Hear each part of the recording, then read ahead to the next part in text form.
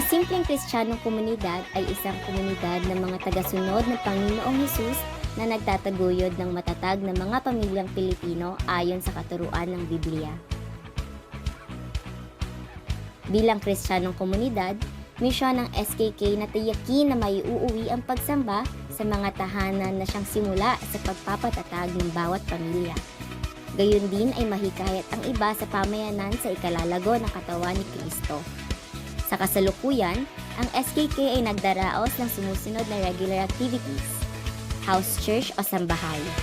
Ito ay sama-samang pagsamba sa Diyos ng buong pamilya sa sari-sariling tahanan.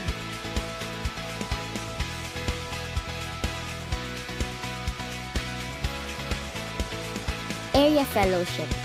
Ito ay ang pagsasama ng mga pamilya sa isang area o barangay upang magpalakasan sa isa't isa at sumamba sa Diyos ng magkakasama.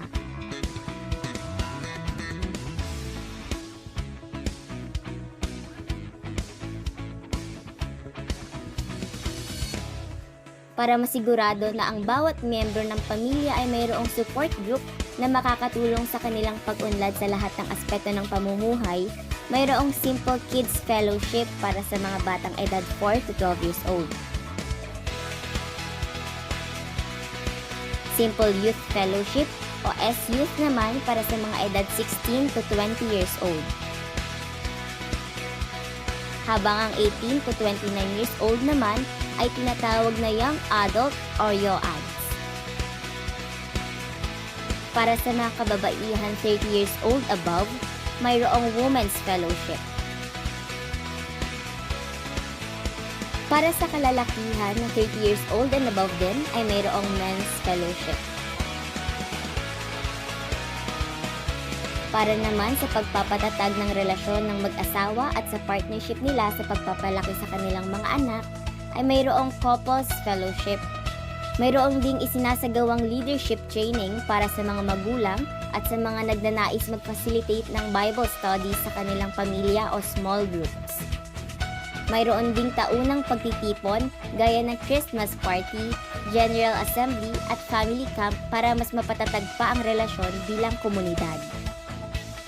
Sa nakalipas na taon, ang SKK ay nagsagawa ng mga sumusunod na proyekto at dalangin natin na maipagpatuloy ito sa tulong ng biyaya ng Diyos: Senior High School Recollections, retreats, seminars at webinars, training for skills development and livelihood, college scholarship para sa mga kabataang nasa gitit na kalagayan ng pamilya, mga mission works at social services para sa mga members ng SKK at mga kaibigan.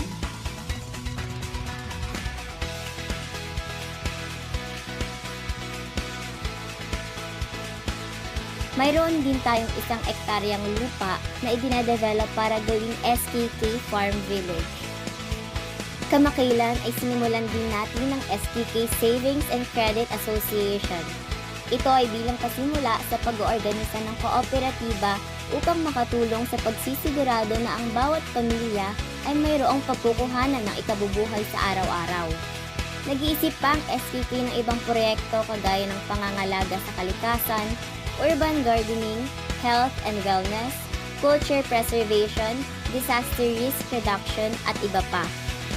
Sa SKK, sama-sama nating pangalagaan at patatagin ang ating pamilya. Siguraduhin natin na ang ating pamilya ay tagasunod ng Hesukristo. May pag-ibig sa Diyos, sa kapwa-tao at pag-aalaga sa buong sanlilikha.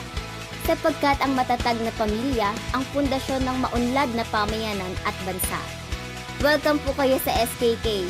Sama-sama natin kilalanin si Jesus.